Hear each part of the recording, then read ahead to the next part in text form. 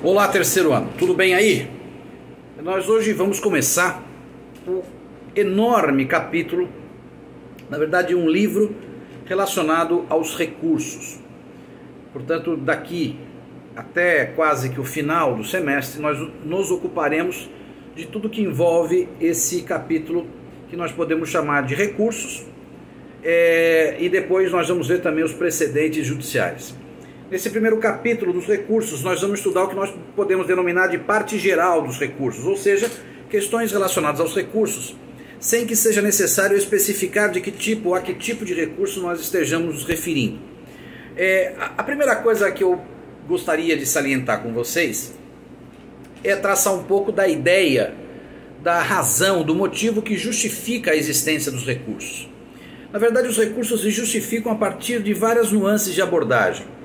Abordagem jurídica, no plano constitucional, evidentemente, que o princípio da ampla defesa, e esse qualificativo amplo, justamente autoriza que se tenha a defesa de modo amplificado, e então a gente pode imaginar que o direito ao recurso, portanto o direito a interpor recurso contra decisões que lhe desfavoreça, é uma consequência lógica do princípio constitucional da ampla defesa.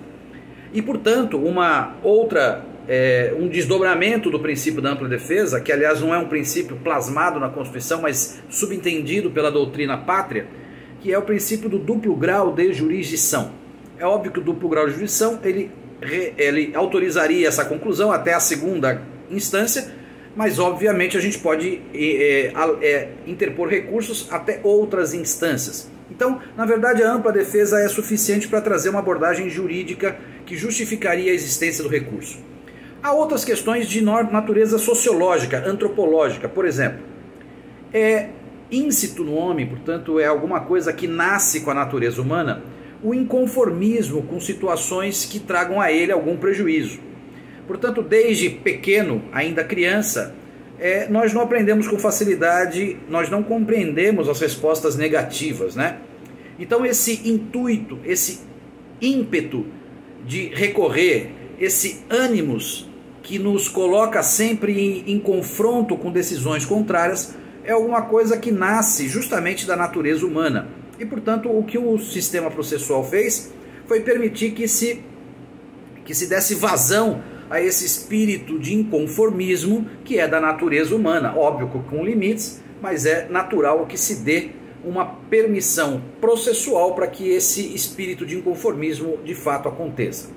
Uma outra visão é no sentido de que, ainda do ponto de vista jurídico, que é bastante razoável que nós tenhamos como possível que as decisões sejam injustas, ilegais, arbitrárias, e, portanto, nada mais justo do que permitir uma segunda análise sobre a mesma questão, sobre o mesmo ponto, justamente para garantir o desfazimento de equívocos que possam ocorrer.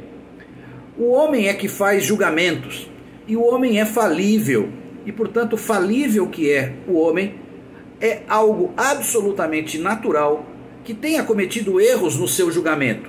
E o recurso, então, vem exatamente para que seja possível ao próprio sistema, sem necessidade de grandes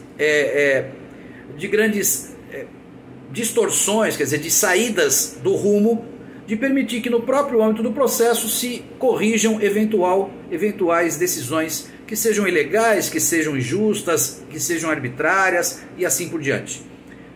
O modo pelo qual, então, o sistema processual permite que uma determinada decisão gere ao mesmo tempo a vazão do inconformismo e permita esta revisão por um órgão superior ou eventualmente até pelo próprio prolator da decisão, é justamente o instituto processual chamado recurso. Recurso é esse mecanismo processual, então, que está à disposição das partes ou de terceiros que estejam atuando dentro do processo, para que possam, demonstrando o seu inconformismo, permitir que haja sobre aquela decisão algum tipo de revisão que proporcione a reforma dessa decisão ou a anulação dessa decisão. Esse, portanto, é o espírito. O principal efeito que decorre do recurso, e esse é de cara a principal vantagem da interposição do recurso, é que o recurso, uma vez interposto, ele impede a ocorrência da coisa julgada. Portanto, enquanto houver recurso e só pelo mero ato de interpor-se o recurso, a coisa julgada está afastada daquele processo e com todos os benefícios que decorrem em função disso, ok?